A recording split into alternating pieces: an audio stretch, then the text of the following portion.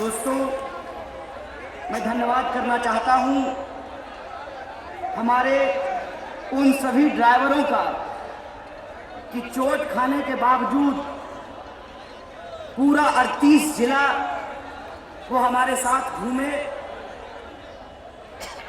4000 kilometre की यात्रा करने के बाद, 62 सभाओं को करने के बाद आज 27 फरवरी को जब हम लोग पटना के ऐतिहासिक गांधी मैदान में एक नया इतिहास लिख रहे हैं, तो मैं आपको याद दिलाना चाहता हूं कि ये दिन चंद्रशेखर आजाद का शहादत दिवस भी है। जिन लोगों को आजाद और आजादी शब्द से दिक्कत है, उन लोगों की नफरत भरी विचारों के खिलाफ वो तमाम परमानेंट यात्री 60 से 62 लोग हमेशा हमारे साथ चलते रहे। कई साथी अपना महत्वपूर्ण काम छोड़कर, कई साथी अपनी नौकरियों से वक्त निकालकर और कई साथी अपनी पत्नियों का डांट सुनकर, अपने बच्चों का डांट सुनकर हमारे साथ घूमते रहे। मंच पे जो विभिन्न राजनीतिक दल के लोग यहां मौजूद हैं, वो तमाम लोगों ने एक बड़ी भूमिका निभाई है इस ऐतिहासिक रैली को अंजाम तक पहुंचाने में। कांग्रेस पार्टी के सीनियर विधायक अवधेश बाबू यहां आए थे। हमारी गाड़ी के साथ उनका भी गाड़ी फोड़ दिया था। वो तमाम पत्थर जो हमारी यात्रा के ऊपर चलाए गए हैं, उस कातिलाना हमले के वक्त भी शकील भाई एक बड़े भाई की तरह जेएनयू के पुराने प्रेसिडेंट की जो भूमिका हो सकती है, उस भूमिका को वो निभाते रहे। सब लोग साथ खड़े रहे। आप मैं सबका आभार व्यक्त करना चाहता हूं। मैं आभार व्यक्त करना चाहता हूं अपने प्रशासन का, पुलिस का, और मुझे इनसे कोई शिकायत नहीं है, क्योंकि मुझे मालूम है कि इनको ड्यूटी निभानी पड़ती है और सरकार की हाजिरी भी बजानी पड़ती है। मुझे मालूम है कि तमाम कठिनाइयों के बावजूद हमारी सभाएं हुई, परमिशन आखिरी मौके पर कैंसिल कर दिया जाता था, तो लोगों ने अपने खेत का फसल उखाड़ करके, मधेपुरा में खेत का फसल उखाड़ करके लोगों ने आम सभा कराई। उस किसान को मैं यहां से सलाम पेश करना चाहता हूं। वो एक एक जवान जो पुलिस की वर्दी पहना हुआ है, जब हमारे ऊपर पत्थर चलते थे तो सर उस जवान का भी फूट सकता था। वो अंगरक्षक के तौर पे बिहार पुलिस के जो जवान हमारे साथ रहे हैं, मैं उनको आभार व्यक्त करना चाहता हूं। मैं आभार व्यक्त करना चाहता हूं बिहार की मीडिया का। हम जानते हैं दिल्ली से आपको बहुत दबाव होता है, फिर भी आपने खबर लगाई, इसके लिए हम अपना आभार व्यक्त करते हैं, आपको धन्यवाद करते हैं। और मैं विशेष रूप से धन्यवाद अर्पित करना चाहता हूं CANRC NPR विरोधी संघर्ष मोर्चा का, क्योंकि आप तमाम लोगों को यह एहसास हो गया होगा कि यह कन्हैया की रैली नहीं है। यह मार्केट में भ्रम था। बहुत सारे लोग कह रहे थे कि विधानसभा चुनाव की तैयारी हो रही है। दोस्त, देश बचेगा, बिहार बचेगा, संविधान बचेगा, तब न चुनाव होगा। ये एक व्यक्ति की रैली नहीं है। CANRC NPR विरोधी संघर्ष मोर्चे के वो तमाम लोग और एक आवाज पे अपना काम छोड़कर तुषार गांधी, मेधा पाटकर, कन्नन गोपीनाथन, सारिका चौधरी, शाहनवाज भाई, वो तमाम लोग जो यहाँ आए हैं और हमारे हम उम्र तो नहीं हैं, लेकिन दोस्त की तरह बंगाल में हमारे साथ यात्रा कर रहे थे। जब हमने CANRC और NPR के खिलाफ दार्जिलिंग से लेकर कलकत्ते तक की यात्रा की थी, साथी विक्टर भाई भी CANRC विरोधी संघर्ष मोर्चा बंगाल की तरफ से आए हैं और बंगाल से भी कुछ साथी आए हैं इस कार्यक्रम को सुनने के लिए। आप तमाम मेहमानों का मैं आभार व्यक्त करना चाहता हूं और आपसे मैं एक चीज साझा करना चाहता हूं। मेरी अवस्था ये नहीं है कि अमूमन मैं उस शैली में बात कर सकूं जिस शैली में मैं बात करता हूं। वजह यह है कि पिछले 3 दिनों से मुझे नींद नहीं आ रही है। कल रात भी मैं सो नहीं पाया था, इसी वजह से मैं देर से पहुंचा यहां। वजह यह है कि देश में जो चल रहा है उसका जो उथल पुथल है, उसका जो दर्द है, वो दर्द सोने नहीं दे रहा है। इसीलिए आप सबसे माफी मांगते हुए मैं आपसे ये गुजारिश करता हूं कि हो सकता है कि इस अवस्था में मेरे शब्द किसी को बुरा लग जाए, किसी को पसंद ना आए। तो ये राजनीतिक तकरीर नहीं है, ये राजनीतिक भाषण नहीं है, ये सोच करके उसको माफ कर दीजिएगा।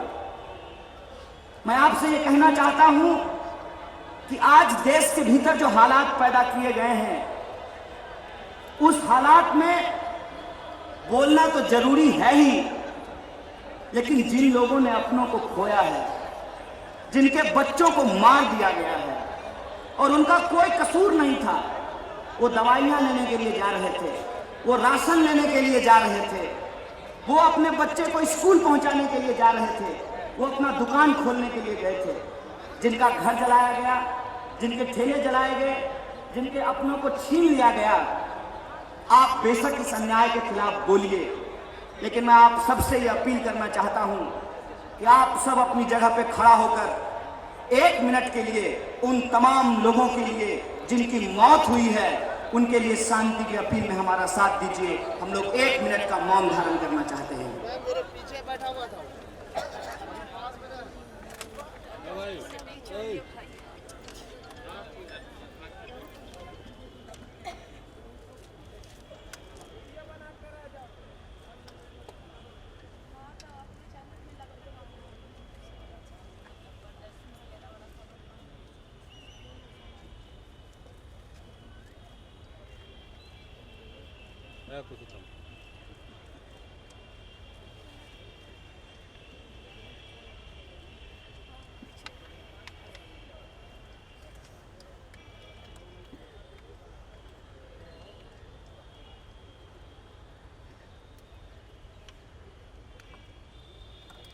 बहुत बहुत धन्यवाद, बहुत बहुत शुक्रिया। एक गुजारिश और है हमारा आपसे, आप सब लोग बैठिए मत, जैसे खड़े थे वैसे ही सावधान की मुद्रा में खड़े होइए। कुछ कहने से पहले मैं चाहता हूं कि हम तमाम लोग जो हमारा राष्ट्रीय गान है उसको हम याद करें, उसको गाएं, और जो नफरत हमारे बीच आज बोई जा रही है, जिस नाम पे बोई जा रही है, जात और धर्म के नाम पे, उसको ढूंढने की कोशिश करें। इसलिए मैं आपसे गुजारिश करता हूं कि आप सब हमारे साथ इस देश का राष्ट्रीय गान गाएं। आपको ये मंजूर है? आप हमारे साथ राष्ट्रीय गान गाएंगे? जन गण मन अधिनायक जय हे भारत भाग्य विधाता, पंजाब सिंध गुजरात मराठा द्राविड़ उत्कल बंग, विंध्य हिमाचल यमुना गंगा उज्जल जलधि तरंगा, तब शुभ नामे जागे, तब शुभ आशीष मांगे, गाए तब जय गाथा, जन मन अधिनायक जय हे भारत भाग्य विधाता, जय हे जय हे जय हे जय जय जय जय हे। इनकलाब जिंदाबाद, हमारी एकता जिंदाबाद। बहुत बहुत शुक्रिया। साथियों, आप अपने अपने स्थान पर बैठ जाइए। अभी हमने देश का राष्ट्रीय गान गाया है, पूरा गान आपने सुना है। मुझे बता दीजिए कि इसमें कहीं भी हिंदू या मुसलमान का जिक्र है क्या? इसमें कहीं भी दलित या ब्राह्मण का जिक्र है क्या? इसमें कहीं भी महिला या पुरुष का जिक्र है क्या? अगर नहीं है तो आज जो इस देश में जात और धर्म के नाम पे जो नफरत फैलाई जा रही है, इंसानों को जो इंसान से बांटा जा रहा है, आपको लगता है कि यह देशभक्ति है? अगर आपको नहीं लगता है कि यह देशभक्ति है तो आप इसका विरोध करेंगे, और आप जब इसका विरोध करेंगे तब आपको अपनी नौकरी गंवानी पड़ सकती है। और एक आईएएस ऑफिसर कन्नन गोपीनाथन आज हमारे बीच में बैठे हुए हैं, देख लीजिए। अगर आप इसका विरोध करेंगे तो आप पत्रकार होते हुए अपनी नौकरी से हाथ धो सकते हैं। सैकड़ों पत्रकारों को सच्चाई लिखने के चलते उनकी नौकरियों से बाहर कर दिया गया है। आप अगर सच लिखेंगे, सच बोलेंगे तो आपको देशद्रोही कहा जाएगा और फर्जी मुकदमे लगा करके आपको जेलों में बंद कर दिया जाएगा। देश के तमाम युवा नेताओं को आप देख लीजिए, डॉक्टर कफील खान से लेकर के वो तमाम लोग जो आज सच बोलते हैं, आज उनको जेलों में बंद करके छोड़ दिया गया है। ये जो हालात देश के भीतर पैदा किए गए हैं, इस हालात में हम तमाम लोगों को एक बात समझने की जरूरत है कि बड़ी चालाकी से जो हमारी लड़ाई है, जो हमारा सवाल है, क्या नाम है बाबू?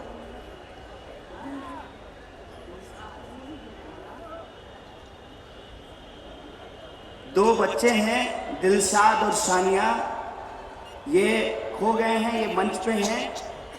जिनका ये बच्चा है वो कृपया आकर के मंच से इनको ले जाएं। वैसे तो हमारे सबके बच्चे हैं, फिर भी जो इनके माँ बाप हैं वो इनको आकर के ले जाएं। दोस्तों, मैं कह रहा था कि आज किस तरह की राजनीतिक परिस्थिति देश के भीतर पैदा की गई है कि अगर आप सरकार की बात से सहमत हैं तो सही, अगर आप सरकार की बात से सहमत नहीं है तो आपको देशद्रोही कहा जाएगा। सरकार ने तमाम अपनी चीजों को गुमराह करने के लिए, जो उनकी असफलता है उसको गुमराह करने के लिए रोज हमारे बीच में एक नया एजेंडा फेंकती है। अभी एजेंडा क्या आया है कि सीएए के समर्थन में और सीएए के विरोध में रैलियां हो रही है। एक बात आप मुझे बताइए कि कोई कानून जब पास हो गया है तो उस कानून के समर्थन में रैली निकालने की क्या जरूरत है? वो कानून ऑलरेडी पास हो चुका है। जिसको उस कानून से दिक्कत है वो लोग उस कानून का विरोध करेंगे। असल मसला क्या है? मसला यह है कि दिन रात जो हमारे टेलीविजन पर और हमारे व्हाट्सएप ग्रुप में नफरत फैलाई जा रही है, उस नफरत को इस देश के गली मोहल्लों में ये उतारना चाहते हैं। ये चाहते हैं कि हिंदुओं और मुसलमानों को आपस में लड़ाया जाए और गांधी के इस देश में, अंबेडकर के इस देश में, भगत सिंह के इस देश में इंसानों को आपस में लड़ा करके रोजी रोटी, कपड़ा, मकान, शिक्षा, स्वास्थ्य, सड़क, बिजली और आत्मसम्मान के सवाल को गुमराह किया जाए। इसीलिए आज हमारे सामने ये कठिन चुनौती है कि कैसे ये जो साजिश है उस साजिश का हम पर्दाफाश करेंगे। आप तमाम लोगों से मैं एक सवाल पूछना चाहता हूं। भाजपा के मित्र कहते हैं कि जो सीएए का विरोध कर रहे हैं वो इस देश में हिंदुओं को नागरिकता देने के खिलाफ हैं। तो मैं आपसे एक सवाल पूछना चाहता हूं, क्या आप सब लोग, बिहार के लोग, जो ये बुद्ध की धरती है, महावीर की धरती है, इस धरती पर रहने वाले लोग किसी भी धर्म को, ये गुरु गोविंद सिंह की भी धरती है, ये मौलाना मजलूल हक की भी धरती है, ये पीर अली की भी धरती है, इस धरती पर क्या आप किसी भी इंसान को, किसी भी धर्म के इंसान को नागरिकता देने के खिलाफ है क्या? हाथ उठा करके जोर से बोलिए। तो ये झूठ क्यों बोला जा रहा है? हम किसी को नागरिकता देने के खिलाफ नहीं है, बल्कि नागरिकता देने के नाम पर एनआरसी और एनपीआर की साजिश के द्वारा इस देश के लोगों को जो नागरिकता छीनने की तैयारी की जा रही है उसकी मुखालफत कर रहे हैं, उसका विरोध कर रहे हैं। और हमारी विरोध को, हमारी लड़ाई को कमजोर करने के लिए ये जो अपने आप को दादा समझते हैं ना दिल्ली में बैठ करके, ये शाहीन बाग की दादियों से डर गए हैं और उसको बदनाम करने के लिए दिन रात नफरत लोगों के बीच में फैलाया जा रहा है। ये नफरत लगातार लोगों के बीच में ले जाया जा रहा है ताकि इस देश के लोगों के जो बुनियादी सवाल हैं उसको गुमराह कर दिया जाए। अभी आपको पता चला कि देश में 45 साल में सबसे ज्यादा बेरोजगारी है और पिछले 5 साल में 3 करोड़ 16 लाख लोगों की नौकरियां चली गई हैं और नौकरियां नहीं मिलने के दबाव में यह आंकड़ा आ चुका है कि हर घंटे एक नौजवान आत्महत्या कर रहा है। मैं अपने नौजवान दोस्तों से अपील करना चाहता हूं कि दोस्त, अपने भाग्य को कोस करके हम आत्महत्या नहीं करेंगे, बल्कि हमारा कैरियर छीन करके अपने बेटे का कैरियर बनाने वाले इस तरीपार से सवाल का जवाब मांगेंगे, इसके खिलाफ ये लड़ाई लड़ेंगे। आप सोचिए कि कितनी चालाकी से इस देश में गांधी जिंदाबाद कहने वाले लोगों को आज देशद्रोही कहा जा रहा है और गोडसे जिंदाबाद कहने वाले लोगों को पार्लियामेंट में बिठा दिया गया है। खुलेआम लोगों को भड़काने वालों के ऊपर एफआईआर नहीं किया जाता है और जब एफआईआर करने का निर्देश माननीय उच्च न्यायालय देती है तो उस जज का ट्रांसफर कर दिया जाता है। आप देखिए कि खुलेआम इस देश के भीतर क्या किया जा रहा है। खुलेआम इस देश के भीतर धीरे धीरे लोगों के जो संवैधानिक अधिकार हैं उनके संवैधानिक अधिकारों को छीनकर इंसानों को गुलाम बनाने की साजिश रची जा रही है। आप देखिए कि आज इस देश में एक ही वर्ग के लोग हैं जो सीए, एनआरसी और एनपीआर का विरोध कर रहे हैं और जो वर्दी पहन करके इस देश की सेवा कर रहे हैं वो एक ही क्लास के लोग हैं, एक ही वर्ग के लोग हैं। उनको कैसे आपस में लड़ाया जा रहा है।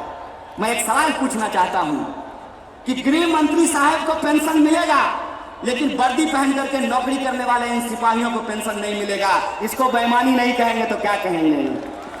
मैं ये सवाल पूछना चाहता हूं कि हमारे बच्चों के हाथ में आप पत्थर थमा देना चाहते हैं, हमारे नौजवानों के हाथ में आप रॉड थमा देना चाहते हैं और अपने बेटा को बीसीसीआई का सेक्रेटरी बना देना चाहते हैं। हम आपकी इस साजिश के खिलाफ गांव-गांव जाएंगे, एक एक इंसान के बीच में जाएंगे। और आपको क्या लगता है आप हमको अपनी नफरत से डरा देंगे? आप भुलावे में हैं। हम गांधी को मानने वाले लोग हैं और गांधी जी के प्रपोत्र आज हमारे मंच पे बैठे हुए हैं। ये इस बात की शिनाख्त है, देख लीजिए। हम इस देश में आप तमाम लोगों को याद दिलाना चाहते हैं कि यही नफरत, जो नफरत आज इस देश के भीतर बोई जा रही है, इसी नफरत का नतीजा था कि इस खूबसूरत देश को 2 हिस्सों में बांट दिया गया। उस वक्त भी अंग्रेजों ने बड़ी चालाकी से गाय का मांस मंदिरों में फिकवाकर, सुअर का मांस मस्जिदों में फिकवाकर हिंदुस्तानियों को आपस में लड़ाया, भारतीयों को आपस में लड़ाया और फूट डालो राज करो की नीति के तहत इस देश का बंटवारा किया। मैं याद दिलाना चाहता हूं इस देश के हुक्मरानों को ये समझ में आना चाहिए कि इस देश में जो मुसलमान रह गए उन्होंने जिन्ना को नहीं, गांधी को अपना राष्ट्रपिता चुना था। इस बात को याद रखना चाहिए। इस बात को याद रखना चाहिए कि जब पार्टीशन होने की बात आई, देश में दंगे शुरू हुए, तो एक तरफ पश्चिमी भारत में माउंटबेटन की पूरी फौज खड़ी थी, लेकिन वो दंगा नहीं रोक पाए। अकेला महात्मा गांधी, वो बापू, वो अर्धनग्न फकीर इस भारत का दंगा भूख हड़ताल से रोक दिया था। इस देश ने हमेशा गांधी को अपनाया है। मुझे अफसोस है कि आज अगर गांधी दिल्ली में होते तो नॉर्थ ईस्ट दिल्ली जल नहीं रहा होता। अगर नॉर्थ ईस्ट दिल्ली जल नहीं रहा होता तो राहुल की भी जान नहीं जाती और नाजिम की भी जान नहीं जाती। कोई मां अपना बच्चा नहीं खोता, कोई पत्नी अपना शौहर नहीं खोता और किसी बच्चे के सर से उसके बाप का साया नहीं छीन जाता। मैं बार बार कहता हूं कि इस देश की सरकार ने गोडसे को चुन लिया है। इस देश की जनता को तय करना है कि उसको गोडसे के साथ जाना है कि गांधी के साथ जाना है। बोलिए किसके साथ जाने के लिए तैयार हैं? अगर गांधी के साथ जाने के लिए तैयार हैं तो नेता की तरह मैं लफाजी नहीं कर रहा हूं। मुझे लफाजी करके, चाटुकारिता करके और वोट की गिनती करके प्रधानमंत्री नहीं बनना है, इस बात को याद रखिएगा। कुछ लड़ाइयां इसलिए लड़ी जाती हैं कि उससे चुनाव नहीं जीते जाते हैं, उससे इतिहास बनाया जाता है। और आप तमाम लोग जो आज पटना के गांधी मैदान में हैं, आप इस देश में एक इतिहास रच रहे हैं, इस बात को याद रखिएगा। इस देश को जब जरूरत है कि हम गांधी के रास्ते पे चलें और वही रास्ता, वही पथ हम लोगों को एक मुक्ति का रास्ता दिखाएगा। आज के डेट में, आज की तारीख में हमको अंबेडकर की समानता की जरूरत है, गांधी की महानता की जरूरत है और भगत सिंह की बहादुरी की जरूरत है, निडरता की जरूरत है। इस बात को हमको याद रखना चाहिए। अगर भगत सिंह की निडरता, डॉक्टर बाबा साहब भीमराव अंबेडकर की समानता और गांधी की महानता अगर हमारे साथ है तो ये गोडसेवादी ताकतें, ये नफरतवादी ताकतें इस दिल को बांट नहीं सकती है, इस देश को तोड़ नहीं सकती है। इस बात का भरोसा मैं आपको दिलाना चाहता हूं। गांधी ने धर्म के आधार पर देश की बांटने की साजिश को बखूबी समझा था। इसीलिए गांधी ने कहा था, रघुपति राघव राजा राम, पतित पावन सीताराम, ईश्वर अल्लाह तेरो नाम, सबको सन्मति दे भगवान। और आज अगर गांधी जिंदा होते तो इसी गाने के साथ वो ये बात जोड़ते, रघुपति राघव राजा राम, पतित पावन सीताराम, ईश्वर अल्लाह तेरो नाम, सबको सन्मति दे भगवान, सबको शिक्षा, सबको काम, रोटी कपड़ा और मकान, सब इंसान को मिले बराबर का आत्मसम्मान। इस गाने में ये बात जोड़ी जाती, ये बात जोड़ी जाती कि क्यों ऐसा हो रहा है कि एक तरफ देश में बेरोजगारी बढ़ रही है, हर घंटे नौजवान आत्महत्या करने को विवश है, खेत में किसान मर रहे हैं, सीमा पे जवानों की शहादत हो रही है। और अजीब बात देखिए, मेरे पिताजी किसान थे, मेरे भाई लोग फौज की नौकरी करते हैं, हमारे परिवार से एक भाई की शहादत भी हुई है। लेकिन जब हम ये कहते हैं सबको शिक्षा, सबको काम, वरना होगी नींद हराम, तो ये कहते हैं कि हम देश को भड़काने का काम कर रहे हैं। साहब, हम देश को भड़काने का काम नहीं कर रहे हैं। इस मिट्टी पे हम पैदा हुए, हमारे पुरखों ने जान गवा करके जो आजादी हमको दिलाई, कसम चंद्रशेखर आजाद की, उस आजादी को बचाने की बात कर रहे हैं, उस संविधान को, उस आइन को बचाने की बात कर रहे हैं। और ये बात हम करेंगे, ये बात हम करेंगे। आपको जितनी ताकत लगानी है लगा लीजिए, आपको जितना पैसा खर्च करना है खर्च कर लीजिए।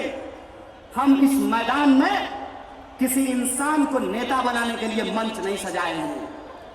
हम ये जनगण मन यात्रा किसी को एमपी, एमएलए, मुख्यमंत्री या प्रधानमंत्री बनाने के लिए नहीं निकाले हैं।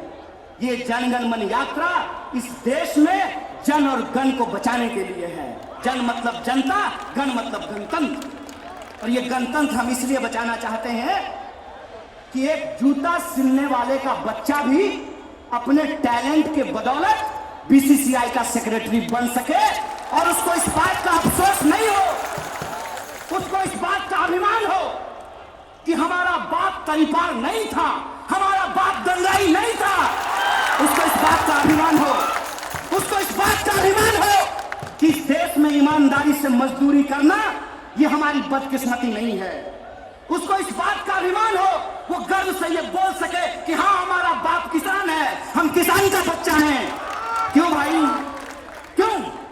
कलेक्टर का बेटा कलेक्टर बनेगा, डॉक्टर का बेटा डॉक्टर बनेगा, लीडर का बेटा लीडर बनेगा। मैं पूछता हूं कि फार्मर का बेटा फार्मर क्यों नहीं बनेगा? ये सवाल मैं पूछना चाहता हूं। क्या दिक्कत है? कैसी व्यवस्था आप इस देश के भीतर बना रहे हैं? और कोई सवाल पूछता है तो आप राजनीतिक गुनागणित लगाने लगते हैं। जो लोग आज धर्म देखकर वोट बैंक की गिनती कर रहे हैं वो नेता नहीं है, गिद्ध हैं। इस बात को आप याद रखिएगा और इन गिद्धों से हमको सावधान रहने की जरूरत है। मैं पूछता हूं कि खून बहता है, किसी का भी बहता हो, टोपी लगाने वाले का बहा हो या टीका लगाने वाला का बहा हो, बोलिए इंसानियत का कत्ल हुआ है कि नहीं हुआ है? और अगर इंसानियत का कत्ल हुआ है और आपके भीतर अगर इंसान जिंदा है तो क्या आपको तकलीफ नहीं होगी? आपको बुरा नहीं लगेगा? हमको क्या बनाया जा रहा है? अगर गांव में कोई मर जाता था चाहे वो किसी जाति या धर्म का हो, पूरे गांव में खाना नहीं बनता था। बोलिए ऐसा होता था कि नहीं होता था? बताइए। दंगा भड़का करके, भड़काऊ भाषण दे करके कपिल मिश्रा के ऊपर देशद्रोह का मुकदमा नहीं किया गया है, लेकिन इस देश में अगर आप सच बोलिएगा तो आपके ऊपर देशद्रोह का मुकदमा कर दिया जाएगा। हम कहते हैं कि देविंदर सिंह, एक पुलिस ऑफिसर, लश्कर-ए-तोयबा के आतंकवादी के साथ पकड़ा गया, उसके ऊपर देशद्रोह का मुकदमा नहीं किया गया, लेकिन कोई विद्यार्थी अगर सवाल पूछेगा तो उसके ऊपर देशद्रोह का मुकदमा कर दिया जाएगा। आप मैं बताइए, अरे मानिए मैं तो जवान हूं, मैं तो यूनिवर्सिटी में पढ़ता था, हो सकता है कि लोग अपने राजनीतिक एडवेंचरिज्म के लिए उलझलूल बातें करते होंगे, लेकिन आप मुझे बताइए, स्कूल की वो छोटी छोटी बच्चियां, कर्नाटक स्कूल में जो 8 साल और 10 साल की बच्चियां हैं, एक नाटक करने के गुनाह में उनके ऊपर देशद्रोह का मुकदमा किया जा रहा है। सत्यनारायण स्वामी का प्रसाद है जी, तमाशा चल रहा है देश में। हमारी लड़ाई इस बात के लिए है कि जैसे अंग्रेजों ने डिवाइड एंड रूल किया था, ये आज डाइवर्ट एंड रूल कर रहे हैं। इस डाइवर्ट एंड रूल के खिलाफ हम अपने मुद्दों पर इस देश की राजनीति को लाना चाहते हैं। हम चाहते हैं कि अगर राजनीतिक बहस हो तो इस बात के लिए हो कि बिहार से 50% लोगों को पलायन क्यों करना पड़ता है।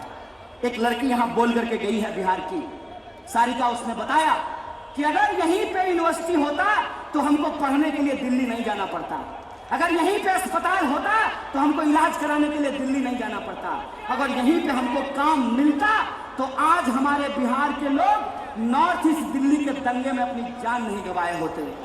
आपको मालूम है कि नहीं कि जो लोग मारे गए हैं दंगों में वो बिहार और उत्तर प्रदेश के विस्थापित मजदूर हैं, जो अपने परिवार का पेट पालने के लिए उन बस्तियों में जाकर के रहते हैं। आप देख लीजिए कि नॉर्थ ईस्ट दिल्ली में रहने वाले लोग और साउथ दिल्ली में रहने वाले लोगों में फर्क है। और नॉर्थ ईस्ट दिल्ली में जो रहने वाले लोग हैं, चाहे वो मंदिर जाते हो या मस्जिद जाते हो, लेकिन काम दोनों का एक तरीके का है, दोनों मजदूरी करते हैं। साथ में मजदूरी कर रहे थे, साथ में दिवाली का लड्डू और ईद की सवैयां खा रहे थे। तुम बेईमानों ने अपने कैरियर के लिए और अपने बेटा के कैरियर के लिए इस देश में आग लगाई है। इस बात का हिसाब लिया जाएगा, इस बात पर हम अमल करना बंद नहीं करेंगे। और जब हम बोलते हैं तो कुछ लोग आकर के कहते हैं क्या हो जाएगा तुम्हारे बोलने से। सुन लो दोस्त, एक बार एक जंगल में आग लगी थी और एक कोयल अपने चोंच में पानी भर करके आग बुझाने की कोशिश कर रही थी। बड़े बड़े जानवर बैठ करके हंस रहे थे। आज भी कुछ लोग अपने पार्टी दफ्तरों में बैठ करके वीडियो देख रहे होंगे। याद रखिएगा, ये आग बुझेगी और आपका नाम आग लगाने वालों में और हमारा नाम आग बुझाने वालों में लिखा जाएगा। इस बात को याद रखिएगा। याद रखिएगा, जब देश को जरूरत थी क्यों नहीं लोग निकले सड़कों पर, क्यों नहीं गए दिल्ली में। सारे के सारे नेता, सारा का सारा ऑफिस दिल्ली में, लोग निकल करके अगर चले जाते तो दंगाई भाग जाते। हमने फेस किया है दंगाइयों को। 9 बार जनगण मन यात्रा के ऊपर हमला हुआ है। हम जानते हैं कि ये डरपोक लोग हैं, ये भारत के टट्टू हैं। इनके सामने आप खड़े हो जाइए, इनसे आंख मिला लीजिए, ये चापलूस भाग खड़े होंगे। ये भरोसा मैं आपको दिलाना चाहता हूं। 9 बार हमला हुआ है, एक बार भी हम नहीं भागे, मैदान में डट करके खड़े हो गए। इनको क्या लगता था पत्थर फेंक करके, शीशा फोड़ करके, हमारे ड्राइवर का हाथ तोड़ करके हमारा यात्रा रोक देंगे। देख लो, आंख में काजल लगा करके यात्रा पूरी की है। लेकिन हम यहां रुकने वाले नहीं हैं, हम यहां रुकने वाले नहीं हैं, क्योंकि मैंने आपको कहा कि लोगों को और नेताओं को पॉलिटिकल स्टंटबाजी से बाहर निकलना पड़ेगा, अपने चुनावी गुनागरित से बाहर निकलना पड़ेगा और यह समझना पड़ेगा कि आज अगर इस देश का बच्चा बच्चा आजादी का नारा लगा रहा है, इसका मतलब सचमुच जो आजादी हमको 47 में मिली थी, आज उसके ऊपर हमला है, उस पर खतरा है और उसको बचाने के लिए, गुलामी को हराने के लिए हमको आजादी के नारे को बुलंद करते रहना पड़ेगा। और जब नारा लगाते हैं, तो मंत्री जी कहते हैं किस चीज से आजादी चाहिए? अरे आपकी बेईमानी से आजादी चाहिए साहब, आप ही की बेईमानी से आजादी चाहिए। हम आपसे पूछना चाहते हैं, आपकी बेटी तो ऑक्सफोर्ड में पढ़ती है, आपका बच्चा तो कैम्ब्रिज में पढ़ता है, आपका बच्चा तो अमेरिका में पढ़ता है, और हमारे घर के बच्चे जो मगध यूनिवर्सिटी में पढ़ते हैं, वीर कुंवर सिंह यूनिवर्सिटी में पढ़ते हैं, उनको 3 साल का बीए 5 साल में कराते हैं। लाज नहीं लगता है? वो है लाज? मिलाइए जनता से आंख, दीजिए जवाब। एक नौकरी करने वाला इंसान पूरी जिंदगी मेहनत करता है, तब जाकर के पक्का मकान बना पाता है। बेटा बेटी को पढ़ा करके बेटी का शादी करता है तो उसका सारा पीएफ का पैसा खत्म हो जाता है। बशीर बद्र साहब ने कहा है, लोगों की उम्र बीत जाती है एक मकान बनाने में, तुम्हें शर्म नहीं आती बस्तियां जलाने में? तो तुम बस्तियां जला रहे हो, इंसानों को आपस में बांट रहे हो, कैलकुलेट कर रहे हो कि प्रो सीए और एंटी सीए का पोलराइजेशन क्या होगा। ये प्रो सीए और एंटी सीए का पोलराइजेशन नहीं है। एक तरफ गांधी, अंबेडकर और भगत सिंह को मानने वाले लोग हैं और दूसरी तरफ ट्रंप का तलवार चाटने वाले गुलाम हैं। इनकी गुलामी हम बर्दाश्त नहीं करेंगे। ये देश हमारा है और इस देश के संविधान की प्रस्तावना में कहा है कि भारत एक संपूर्ण प्रभुत्व संपन्न राज्य है। और जब संपूर्ण प्रभुत्व संपन्न राज्य है तो क्या अमेरिका, क्या रसिया, क्या चाइना, क्या जर्मनी, हम किसी की गुलामी बर्दाश्त नहीं करेंगे। हम भारत के लोग हैं, आजाद देश में पैदा हुए हैं, अपनी आजादी के साथ अपनी जिंदगी को जिएंगे। ये बात इनकी आंखों में खटकता है। इनको लगता है कि हर किसी के हाथ में आज मोबाइल है और कोई भी लड़का जिसको कोई नहीं पहचानता है वो टिकटॉक स्टार बन सकता है। हर लड़के के हाथ में आज इंस्टाग्राम है, जिसको कोई पहचान नहीं मिली, क्लास में जिसको मॉनिटर नहीं बनाया गया, आज भी हो सकता है कि इंस्टाग्राम पे उसके 50,000 फॉलोवर हों। और रेस्टोरेंट वाले उसको फोन करते हो कि ये भैया हमारे रेस्टोरेंट में आ जाइए ना, एक पेट खा करके फोटो डाल दीजिएगा, 10,000 रुपया हम आपको दे देंगे। ये जो मोबाइल है, ये मोबाइल हमारी ताकत है। इस मोबाइल ने हमको इंपावर्ड किया, हमको शक्तिशाली बनाया है। देखिए बेईमानों को कि कितनी चालाकी से ये शक्ति आज हमारे हाथ से छीन ली है। उसी मोबाइल का इस्तेमाल करके नीरज और नसीम को आपस में लड़ा रहे हैं। उसी मोबाइल का इस्तेमाल करके इस देश में कन्हैया और कामरान को एक दूसरे के खिलाफ खड़ा किया जा रहा है। उसी मोबाइल का इस्तेमाल करके एक तरफ गांधी जी के ऊपर फूल का माला भी चढ़ाते हैं और मन ही मन गोडसे जिंदाबाद का नारा भी लगाते हैं। उसी मोबाइल के जरिए रोज नया मुद्दा आपके सामने फेंक करके जो आपका बुनियादी सवाल है उससे आपको गुमराह कर दिया जाता है। आपको सुनकर के आश्चर्य होगा, एक एक आंकड़ा उठा करके देख लीजिए, 12,000 किसानों ने आत्महत्या की है पिछले कुछ महीनों में। अगर आप बलात्कार की बात करेंगे, हर 3 मिनट में बलात्कार की कोई घटना होती है। आप देख लीजिए, जो बेसिक सुविधा की बात है, कितनी बड़ी बड़ी बातें की जा रही थी। अगर आप सरकारी अस्पताल में इलाज कराने के लिए चले जाइए तो जो मरीज का इलाज कराने के लिए जाएगा, पेशेंट के साथ अटेंडेंट भी वापस बीमार होकर के आएगा। बोलिए ऐसी हालत है कि नहीं है? कहां जा रहा है बजट? क्या हो रहा है हमारे पैसे का? सरकार कहती है कि शिक्षा पे खर्च करने के लिए पैसा नहीं है, लेकिन हवाई जहाज पे उड़ने के लिए सरकार के पास पैसा है। तो ये बाबू, तुम घूमो हवाई जहाज में और हमारा बच्चा ट्रेन की बॉगियों में, जनरल बॉगी का बात आपको बताते हैं। जनरल बॉगी में अगर दिल्ली जाना हो ना, प्यास लगने पर भी लोग पानी नहीं पीता है कि पेशाब लग जाएगा तो कैसे जाएंगे पेशाब करने के लिए? बोलिए हकीकत है कि नहीं? जनरल बॉगी में दोनों बर्थ के ऊपर गमछा बांध करके उसके ऊपर लोग सो जाता है। खाता नहीं है कि पच जाएगा तो स्वच्छ भारत अभियान में शौचालय जाना पड़ेगा। इस देश की ऐसी हालत बना करके रखी है और आप चाहते नहीं है कि बुनियादी सवालों पर बहस हो। जब पूरा देश एनआरसी में उलझा हुआ था, बड़ी चालाकी से एलआईसी को बेच दिया गया। और आपकी जानकारी के लिए बता दूं कि अब सरकारी बैंकों को बेचने की तैयारी की जा रही है। बिहार के जो पुरनका लोग हैं उनको ये बात याद होगा कि लोग कहते थे कि प्राइवेट बैंक में पैसा मत जमा कीजिए, प्राइवेट बैंक आपको ज्यादा ब्याज का लालच देगा, लेकिन कब आपका पैसा लेकर के भाग जाएगा इसका गारंटी नहीं है। क्या जी, सब लोग आपको बता देंगे, जाइएगा देख लीजिएगा। पटना जंक्शन के बगल में जो पुल है, उस पुल के सामने से देखिएगा तो अभी भी हेलियस ग्रुप लिखा हुआ मिलेगा। हेलियस बैंक बिहार में था कि नहीं था? कहां गया हेलियस बैंक? क्या हुआ पेयरलेस बैंक का? क्या हुआ जेबीजी बैंक का? इस देश के गरीबों का जो 10 रुपया 20 रुपया रोज जमा करते थे वो पैसा लेकर के भाग गया। और आज वित्त मंत्री कह रही हैं कि सरकारी बैंक प्राइवेट बैंक के मुकाबले में दक्ष नहीं है।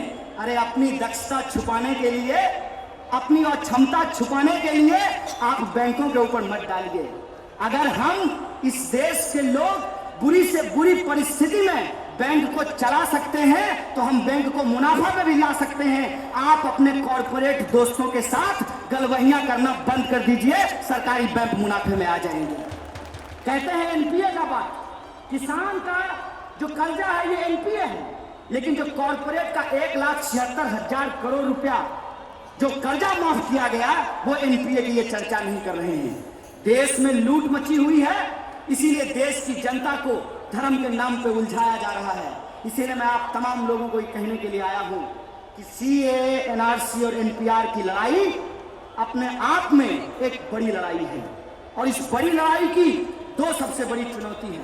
पहली चुनौती तो यह है कि सरकारी अस्पताल में पैदा होने वाले बच्चे जो अपनी पूरी जवानी सरकारी नौकरी खोजने में बिताते हैं, उन बच्चों को कैसे रोजगार दिया जा सकता है, यह सबसे बड़ा सवाल है।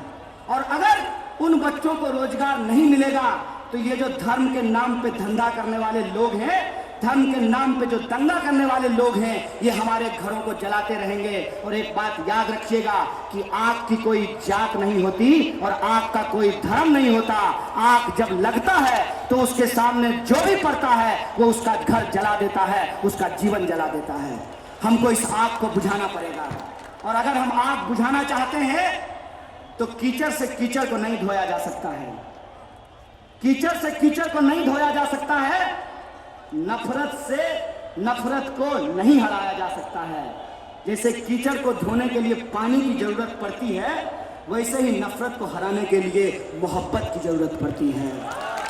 जब भी कोई आकर के आपके धर्म का नाम ले, कोई अगर सिर्फ हिंदू हिंदू बोले तब भी सावधान हो जाइए, और कोई अगर आकर के सिर्फ मुसलमान मुसलमान बोले तब भी आप सावधान हो जाइए। क्योंकि इस देश के इतिहास ने यही हमको सिखाया है कि जिन्ना ने गांधी के साथ दोस्ती नहीं की, लेकिन सावरकर के साथ दोस्ती कर ली थी और हिंदू महासभा के साथ मिलकर के सरकार बनाया था। ये इतिहास याद रखिएगा। ये इतिहास इस देश में न दोबारा दोहराया जाए, इसीलिए इस देश में हमको ये तय करना पड़ेगा, हम तमाम लोगों को ये तय करना पड़ेगा, चाहे वो हिंदू हो या मुसलमान, कि हमको गोडसे के रास्ते पे चलना है, जिन्ना के रास्ते पे चलना है, या हमको भगत सिंह, अंबेडकर और गांधी के रास्ते पे चलना है। ये बात हमको तय करना पड़ेगा।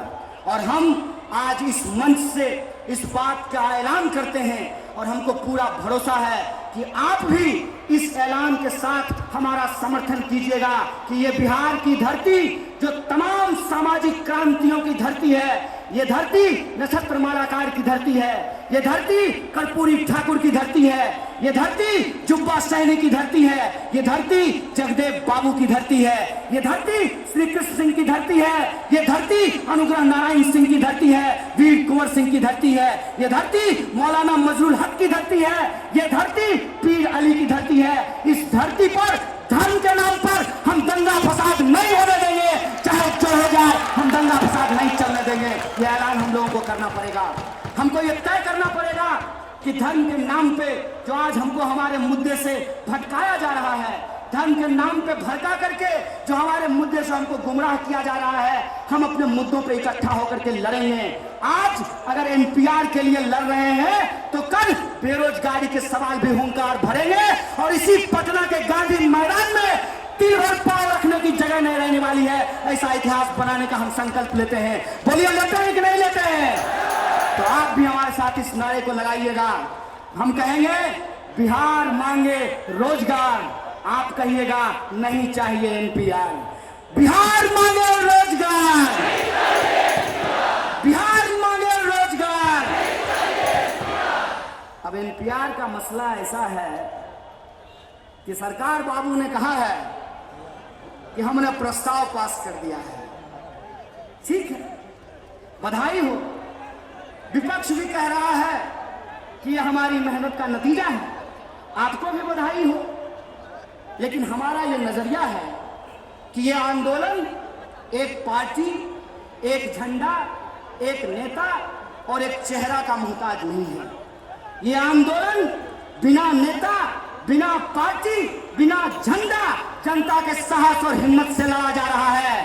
अगर ये आधी जीत हुई है तो ये जीत किसी व्यक्ति की नहीं, किसी पार्टी की नहीं, किसी सरकार की नहीं, हम बिहार वासियों की एकता की जीत है। हमको इस रूप में स्वीकार करना चाहिए। लेकिन ऐसा है ना कि हम लोग हैं थोड़ा भोले लोग। शैम्पू के डिब्बा पे 50% एक्स्ट्रा लिखा रहता है ना, तो हम लोग को कहते हैं वही डिब्बा दे दीजिए। जिस दुकान के बाहर बड़का बड़का गो SALE लिखा रहेगा ना, उस दुकान में हम लोग सबसे पहले घुस जाते हैं।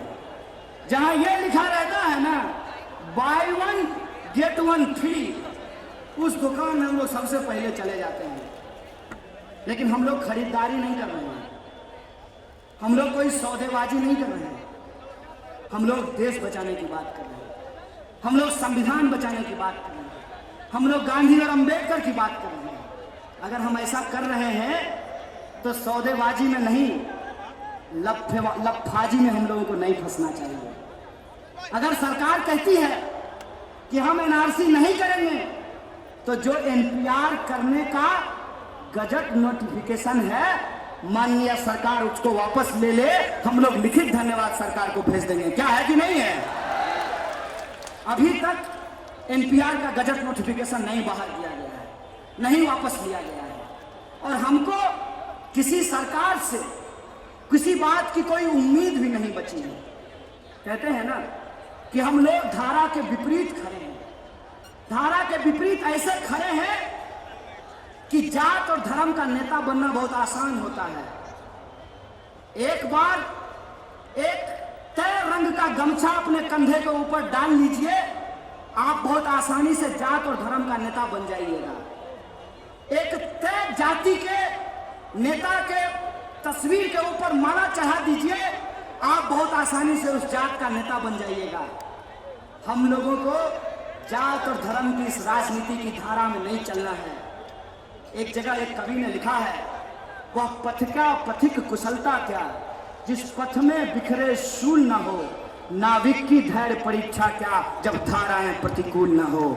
हम लोग प्रतिकूल धारा में चल रहे हैं, और जब हम लोग प्रतिकूल धारा में चल रहे हैं तो हमने ये तय किया है कि सरकार प्रस्ताव पास करे तो ठीक, अगर सरकार प्रस्ताव पास नहीं करेगी तो आप तमाम लोगों को पटना से जब आप यहां से लौट करके जाएंगे तो अपने वार्ड कमिश्नर को पकड़िएगा, अपने मुखिया जी को पकड़िएगा, अपने सरपंच साहब को पकड़िएगा और कहिएगा, मुखिया जी आपके पास तो हेलीकॉप्टर भी नहीं है और आपके पास अंबानी जी का फोटो भी नहीं है कि वो आपके कंधे पे हाथ रखे हुए हैं, तो आपको वोट हम ही से लेना है, हम ही आपको मुखिया बनाएंगे।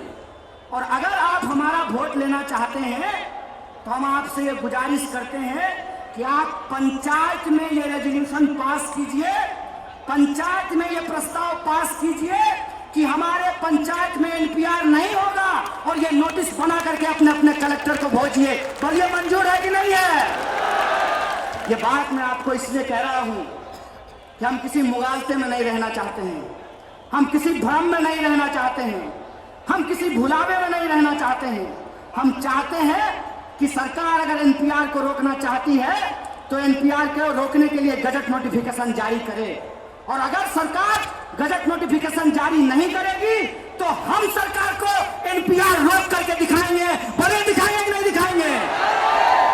गांधी जी के प्रपोत्र यहां बैठे हुए हैं, दांडी यात्रा करने वाले हैं। गांधी जी ने दांडी यात्रा क्यों की थी? गांधी जी ने दांडी यात्रा किया था नमक कानून के खिलाफ में, सिविल नाफरमानी की थी नमक कानून के खिलाफ में। आप तमाम लोग बताइए कि क्या आप एनपीआर, एनआरसी और सीए के खिलाफ सिविल नाफरमानी के लिए तैयार हैं? सब लोग तैयार हैं? अगर सब लोग तैयार हैं तो मैं आपको यह भरोसा दिलाना चाहता हूं कि जैसे आपकी एकता और मेहनत ने आज आपको आधी जीत दिलाई है, अगर आपकी एकता और मेहनत बनी रही तो आपकी जीत मुकम्मल होगी। यह बात का भरोसा मैं आपको दिलाना चाहता हूं। बस एक बात का ख्याल रखना है, ख्याल इस बात का रखना है कि हमारे आंदोलन का मिसयूज करके, हमारे कंधे पे अपना बंदूक रख करके जो अपनी राजनीति की गोली चलाना चाहते हैं, वो राजनीति की गोली हम नहीं चलने देंगे। हमको ये तय करना पड़ेगा कि ये लड़ाई हम एक धर्म के लिए नहीं बल्कि सभी धर्म को मानने वाले नागरिकों के हक और अधिकार के लिए लड़ रहे हैं। इस बात को हमको याद रखना पड़ेगा। इसीलिए इस आंदोलन का जो पूरा का पूरा प्रतीक है, वो प्रतीक तिरंगा झंडा है, देश का संविधान है और इस देश को बचाने वाले महान स्वतंत्रता सेनानियों की तस्वीर है। इसी तौर पे हमको ये लड़ाई आगे बढ़ानी पड़ेगी। और एक बात और, आज आप सब लोग इस बात का संकल्प लीजिए कि अगर मेरा ये मानना है, मुझे ये लगता है कि जो औरतें आंदोलन कर रही हैं वो औरतें औरतों से बात करने लगेंगी तो उन औरतों को भी ये पता चल जाएगा कि ये प्रॉब्लम सिर्फ बुर्का वाली का नहीं, घूंघट वाली का भी है। अगर हम लोग व्हाट्सएप ग्रुप पे जैसे लड़ते हैं उसको लड़ने की बजाय फेसबुक पे जैसे लड़ते हैं, इसकी सच्चाई अगर लोगों को बताने लगे तो क्या मुसलमान, क्या हिंदू, क्या गरीब, क्या दलित, क्या पिछड़ा, क्या अति पिछड़ा, सभी जाति के जो कमजोर वर्ग के लोग हैं उनको ये पता चल जाएगा कि ये कानून उनके खिलाफ कैसे है। और मैं आप लोगों से ये अपील करना चाहता हूं कि देखिए, नफरत फैलाने वाले लोग कितनी मोहब्बत, नफरत फैलाने वाले लोग कितनी मेहनत करते हैं और हम मोहब्बत करने वाले लोग कितनी आसानी से शांत बैठ जाते हैं। आप देखिए कि 303 सीट जीतने के बावजूद, प्रधानमंत्री होने के बावजूद, कई राज्यों में सरकार होने के बावजूद वो दिन रात मेहनत करते हैं नफरत फैलाने में। और हम लोग जब नफरत की आग लग जाती है तब छाती पीटना शुरू करते हैं। बाद में छाती पीटने से कुछ नहीं होगा। आज से ही तय कीजिए कि अपने गली मोहल्ले में जो नफरत फैलाने वाले लोग हैं उनसे बात करेंगे। जिनका बच्चा दंगाई बनने को तैयार है, फेसबुक पर उनके माँ बाप से जाकर के बात करेंगे और उनको बताएंगे कि देखिए आपका बच्चा दंगाई बनने के लिए तैयार है, अपने बच्चे के भविष्य को बचा लीजिए। ये संवाद हमको अपने समाज में स्थापित करना पड़ेगा और ये तय करना पड़ेगा कि किसी भी सूरत में इस देश में हम कोई विभाजनकारी कानून नहीं चलने देंगे। और जो प्रस्ताव आज इस मंच से पास किया गया है, हमको पूरा भरोसा है कि आप तमाम लोग उस प्रस्ताव पे मिलकर के काम करेंगे और निश्चित तौर पर हमारी एकता से इस लड़ाई में, इस संघर्ष में, जहां हम एनपीआर और रोजगार दोनों के सवाल को एक साथ लेकर के लड़ेंगे, हमारी जीत सुनिश्चित होगी। इसी आशा और विश्वास के साथ आप तमाम लोगों का शुक्रिया अदा करते हुए और इस बात की अपील करते हुए कि आप हमारे साथ